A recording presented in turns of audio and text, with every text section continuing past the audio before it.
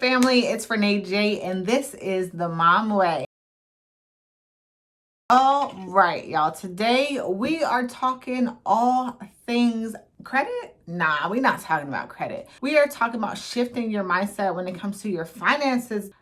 We talk a lot about we are breaking generational curses. Okay, so let's break this generational curse of being broke, of not being financially savvy, not having any financial know-how or care. Honestly, we are breaking all of those bridges today. We burning them, like straight lighting a flame to them. Today, I'm going to share three simple little things that's going to help you shift how you deal with your finances. So let's go ahead and get into them. First of all, so I'm not even going to talk about budgeting because I know that y'all budget, because y'all, if y'all are on my channel, then y'all budget, because I know that you are designating where your money is going. So I already know that. But sis, stop lowballing your budget. It's better to put to the side and put in that budget category a little bit more than you need. I would rather have a little bit left over at the end of the month, at the end of the pay period, save that, throw that in my 12-month savings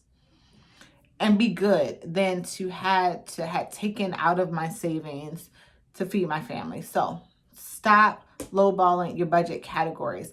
Put what you actually need in each budget category, maybe even a little bit more. Put a little bit more until you figure out what you guys are actually eating each month. You know, what you actually need for gas, you know, what you actually need for your household, or whatever your categories are. And then once you got like a 90-day accurate count, okay, each month it's been $320. Okay, so I'm gonna budget $320 for groceries. I'm gonna budget $50 or $100 or whatever it is for gas. You know, my household, I just do Costco once a month, so I can do this amount, or I can just add that in as a bill, a budget bill line item. That's what I do.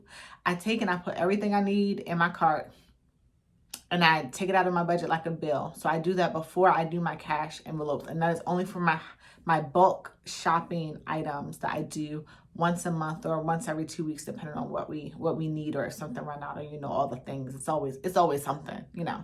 Number 2, don't be ashamed of your downfalls. None of us are perfect. We're human, and that is a legitimate statement. So there's going to be downfalls. Even the person that you look up to, that you love, their budget advice, that you think just got so much money and so much budget savvy, believe me, they've had downfalls. Your girl. So quick little story time. I mean, bring y'all in a little bit. So we purchased a car. It was next to a military base. And when we went in, they told us that, I actually shared this story in my cash stuffing. I want to say it's my cash stuffing, but back to the story. They told us that active duty military could not get gap insurance. That was a lie.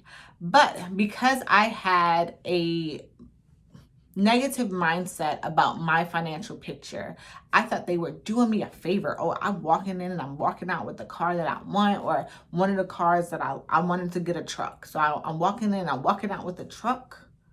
They're doing me a favor with my credit history, with me, with my finances. And because I had that negative mindset about myself, I accepted that. I should have walked out. Because then, fast forward, years later, my husband gets in an accident. We don't have gap insurance. So now we owe $20K on this car that we ain't driving. So I could have, just done the typical thing and allowed it to go on my credit and be another line item on my credit, another thing that I'm, negative on and delinquent on and affecting my credit. But I said, no, we're going to go ahead and just pay it off. So now we're paying for a car that I don't drive in a car that I drive. So that is my financial story. And it's stressful because every month I have these 2 large payments and I'm just like, bruh, something gotta give. But I know by me continuing, because we're sitting nice in the 6s and we need to get to the 7s, but continuing to work on my credit, I know that I'm gonna be able to either trade this car in and get a lower lower car payment, the one I'm driving, or pay this off, or something. We're gonna be able to do something later, but I just have to get through right now. So if I was ashamed, I wouldn't tell y'all this. I wouldn't keep telling y'all this story. But I can't. I understand that I didn't know back then what I know now. So every day, every month, every book, every audiobook, every YouTube video, every time that you're sewing into yourself to learn a little bit more about finances and money, every time you're going to get a little bit better. So had I known what I known now back then I wouldn't have done that. I would have went somewhere else. I would have had a better picture about myself personally, and I would not have accepted that. I would have gone somewhere else and made sure I got gap insurance. But because I thought they were doing me a favor, I allowed them to mess me up. And that's fine. It happens. So don't be ashamed about downfalls. Don't be ashamed about your credit history. Don't be ashamed about where you are credit wise, because at the end of the day, you are here, you're trying to do better. And that's what matters, sis. Number 3, stop using revolving credit. If you are accurately setting aside for your budget and doing your budget categories, there is no need. Let me say it again. There is no need to use your revolving credit. Okay. I'm not saying close it. Do not call them and close any credit cards. I'm saying stop using it. Pay them off and let it sit there and simmer. Okay, sis?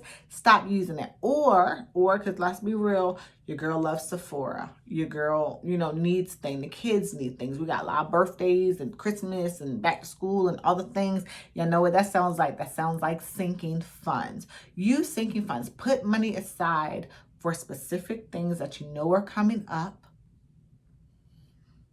Pay a little bit at a time, right? Put a little bit to the side at a time.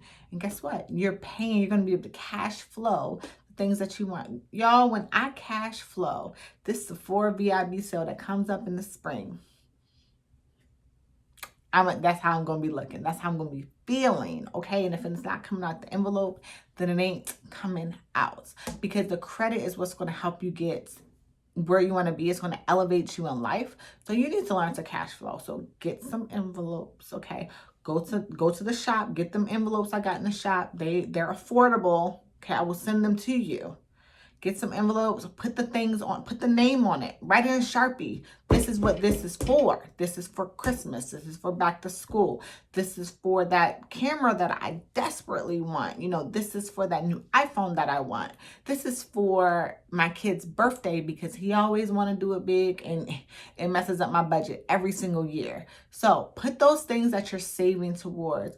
Put $5, $10, $15, $20, whatever you got, right? Put a little bit to the side at a time. And guess what?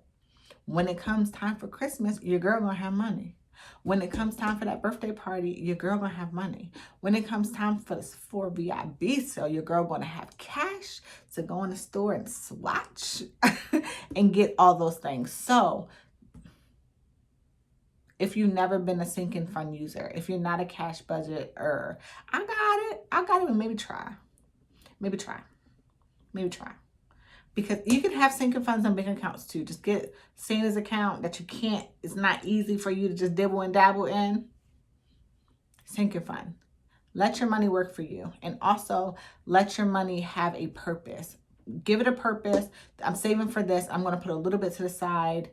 Each pay period or each bonus or each whatever, it don't matter. Because guess what? If you have $5 towards something, that's more than having $0 towards something. So save for the things that you know that are coming up. Those are my 3 tips, guys. Y'all, if y'all don't feel better about y'all money, because I feel better just talking to y'all about it. So this should have completely shifted, or at least, have you looking at your money differently, about your financial situation, about stop being embarrassed about it. Y'all, I come from a 400 and something. I don't even know exactly what it was, but it was 4 something credit score in my early 20s. Like, I had to work my butt off, and a lot of tears and a lot of shame that was around it. But it wasn't because I was this terrible person. It was because I just didn't know. And when I started to learn, I started to do better. And as you guys can see from my story, guess what? I didn't always know. And I still have so much more to learn. But I'm trying, and that's the difference. So Let me know. Let me know down in the comments which one of these tips is actually resonated with you, what you're going to try to put into your day-to-day life, your daily routine, and what you think is really going to change your situation financially. Y'all need to do them sinking funds. All